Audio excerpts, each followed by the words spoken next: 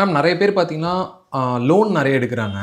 என்ன business start பண்ண போறோம், என்ன பண்ண போறோம்னே தெரியாம பாசிவ் இன்கம்க்காக. இது ஒரு கரெக்ட்டான மூவா மேம்? யாருமே பாசிவ் இன்கம் வேணுங்கிறதுக்காக பிசினஸ் ஸ்டார்ட் பண்ணக்கூடாது. ஓகே. யார் பிசினஸ் ஸ்டார்ட் பண்றாங்கன்னு பார்த்தீங்கன்னா, ஒண்ணு தன்னுடைய குடும்பத்த காப்பாத்தணும். ம். இல்ல மார்க்கெட்ல ஒரு நிஷ் நீட நான் ஐடென்டிஃபை பண்ணியிருக்கேன். அத ஃபுல்ஃபில் பண்றதுக்கான கெப்பாசிட்டி என்கிட்ட இருக்கு. அப்படிங்கிறவங்க மட்டும் தான் பிசினஸ் ஸ்டார்ட் பண்ணுவாங்க.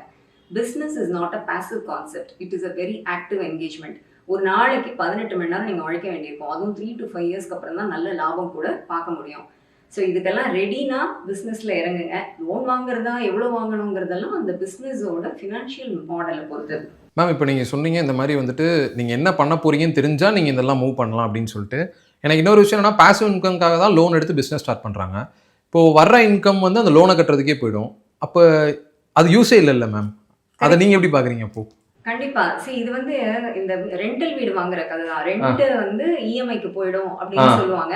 பட் அங்கேயாவது உங்களுக்கு வீடுங்கிற சொத்து மிஞ்சும். ஓகே. இங்க நீங்க பிசினஸ்க்காக லோன எடுத்து வர்ற ரெவென்யூ எல்லாம் நீங்க அந்த பர்சனல் லோனுக்கோ இல்ல வாட் எவர் லோனுக்கோ அடைச்சிட்டே இருந்தீங்கன்னா உங்க கையில என்ன நிக்க போகுது?